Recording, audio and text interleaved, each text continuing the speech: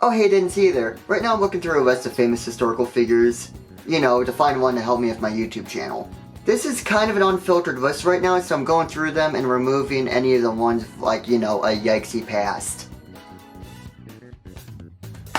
All of them?! I heard of your boy Kongming being described as a sleeper hit of the season, and I cannot agree more. I mean, I probably could if I knew what the term sleeper hit meant, but it's very good yet criminally underrated. Okay, so it doesn't mean a narcoleptic boxer, got it. The manga originally started in 2019 on Kodansha's website Comic Days, but found its way onto the printed magazine Weekly Young Jump. And overall reception is pretty good for a manga that's run has been so short. Winning the Next Manga Awards UNEX Award for 2020 for the web category with favorable fan reception over on my anime list, not only for the manga, but the anime as well with 7s and 8s respectively. But what's the show like? None of your damn business. Done by Studio PA Works, the same studio that handled another anime adaptation, as well as Angel Beats and Charlotte. The show is an absolute blast with episodes just flying by.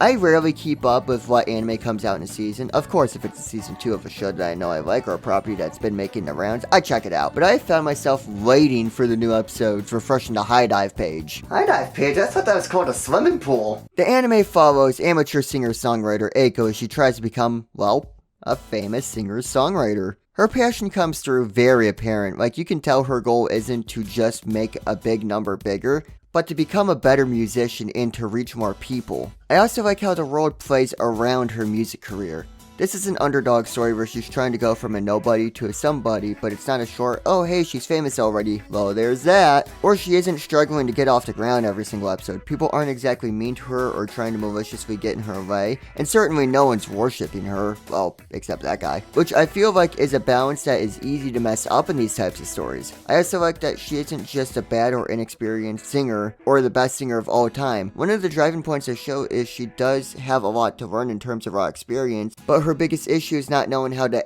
advertise herself or not knowing how to capitalize on opportunities. But luckily that's where Kongming comes in, the reincarnation of Zhu Liang, the ancient Chinese war tactician.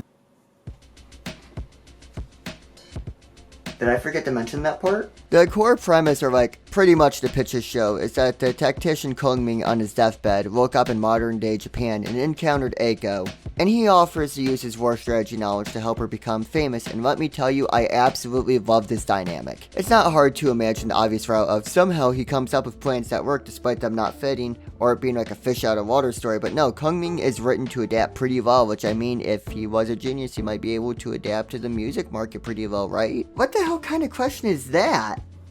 The plans do have similarities to what would be anticipated, but stray fast from the expectation to clever ideas that you slowly see pieced together. And they honestly make a lot of sense and are out of the realm of expectations of being possible to come up with. I think a nice simple example was having a small stage next to a tree and just putting a light on the tree and shining it in between songs across from a much bigger stage, and starting the performance during the slower part of the other stage's performance. That makes sense, but it feels really smart, especially with how the situation was set up. Personally, I think I would have gone with a different plan. I'll give you $20 if you listen to me sing! But I would be lying if I said Kongming carried the show. Honestly, the gimmick feels more like a gateway to get you into this show as you watch dynamics form and how characters get introduced. Don't get me wrong, the silly idea really sells and gets people in the door, but I don't think any quality would be lost if instead the tactician was just someone really smart. I love Kongming though. I really like his dynamic with the club owner who just happens to love the stories of the Three Kingdoms. However, for other characters, there's the freestyle rapper Kabe Taijin who gets his own little arc involving rap battling an old rival. However, unlike how you would expect, he has to overcome his sheer fear and nervousness of succeeding in that area, having a hard time living up to expectations that have been placed on him by winning 3 times in a row against other people, while also having a hard time dealing with being considered plain in other areas of his life. You think you're good at rapping?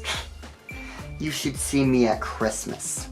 Honestly, most of these characters are just fantastic for their dynamic with Eiko to how they favor into or against Kongming's plan. Like the audio mixer challenging her to discover her own voice instead of going the exact route of her idols. It's great and most of the time subverts expectations. Like how wholesomely supportive the owner of the club Eiko works at is of her music career. It's just enjoyable. But if we're talking about Yo Boy Kongming, a show about music, you can't forget the music itself. Yeah, forgetting music can make things feel kinda awkward. Your boy Kongming has to achieve a whole lot of sound production wise to nail the setting as well as they do. We have the club performance songs of, well, the club scenes, the music festival scenes, the rap battle scenes from big stage to small stage, to passionate practicing to singing on the street, and the performances fit those bills so well that it sounds like I'm listening to a performance and not just songs put into an anime. And while the voice actors aren't also the singers for these characters, they do sound perfect for the singing roles of performing these characters. It's a small detail that's honestly easy to miss in the immersion of the show, but once you notice it, it's just done so well. It almost makes the show. Yeah, honestly, the songs feel like music to my ears. Do you think that was intentional? But the thing I touched on at the start, and the thing that I feel like your boy Kongming does the best, is the true passion Eiko feels for wanting to improve and grow in her music career. There are scary risks and roadblocks that either mean success or failure, and they're being tackled in such a believable way to where I am rooting for a character like I have never rooted for them before. The small victories, the big victories, because they're all tackled in a believable way, and you know that Eiko is better for those challenges, and Kabe is the exact way, but with a different set of problems. While Eiko finds better ways to take her goals more seriously, Kabe needs to take his less seriously and discovers how to enjoy the process of improving. Yeah, if I can get that down, I feel like the rest of them are gonna be easier.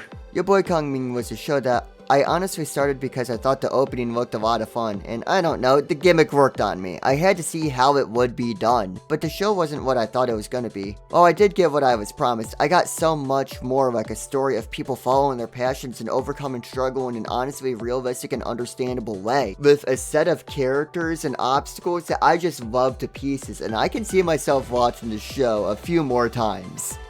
My biggest takeaway from the show is just how inspiring it is. It almost makes me want to replicate what I see on screen. Personally, I misunderstood what Kabe was doing, and I bought a bunch of wrapping paper. Do you think Santa buys from independent sellers?